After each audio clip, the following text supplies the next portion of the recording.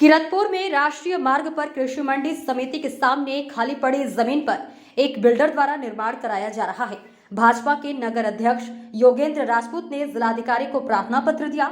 आपको बता दें कि किरतपुर नगर में अवैध कॉलोनी निर्माण कार्य चल रहा है। भूमाफिया द्वारा निर्माण कराया जा रहा है।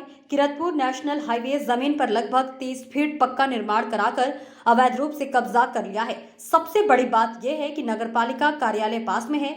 जब भी भूमाफिया कॉलोनी का अवैध निर्माण कर रहे हैं, नगरपालिका को अवैध निर्माण की भनक तक नहीं लगी, जबकि नियम अनुसार सड़क के मध्य से 55 फीट तक कोई व्यक्तिगत निर्माण कार्य नहीं हो सकता।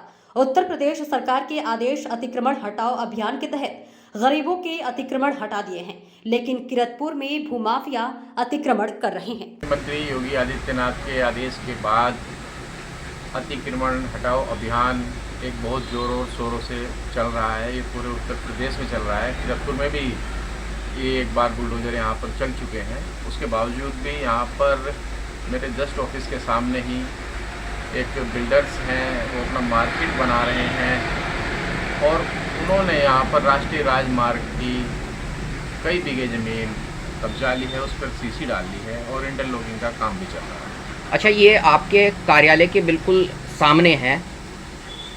हाँ, ये जस्ट मेरे कार्यालय के सामने है, लेकिन हम लोग एक एक्चुअली मार्केट सा बन रहा था। उन लोगों ने टाइपिंग उसको ऐसी दी थी, मार्केट बनाया था और रोड छोड़ के ही बनाया था उन लोगों ने, और उसकी कोई परमिशन नहीं है उनके पास अभी तक। ऐसा संज्ञान आया है, बिना परमिशन के वो कर रहे थे। लेकिन धीरे धीरे मैं एक्चुअली 3-4 दिन के लिए टूर पे गया हुआ था, तो उस समय आके देखा तो इन्होंने यहाँ पर सीसी वगैरह डाल दी है, जो उन लोगों ने पहले ज़मीन छोड़ी थी, और उस पर इंटरलॉकिंग कर दी है। अच्छा, आपने जो शिकायत की है उस पर आपको क्या आश्वासन मिला है? देखिए, हमने जो शिकायत की है उस पर डीएम साहब ने कहा है कि जो भी भूमाफिया हैं इस तरह का अवैध कब्जा कर रहे हैं, उन पर बुलडोजर अवश्य चलेगा। उन्होंने तुरंत आदेश किए हैं उसको कार्य को रुकवाने के, और कार्य रुक भी गया है। और कार्य रुकने के बाद उनको बोला गया है जब तक आपके पास किसी चीज़ की एनओसी नहीं होगी और तब तक आप इस पर कार्य नहीं कर पाएंगे। और लेकिन सबसे बड़ा दुर्भाग्य की बात यह है इसमें, ये जस्ट नगर पालिका के बराबर में और नगर पालिका सोई हुई।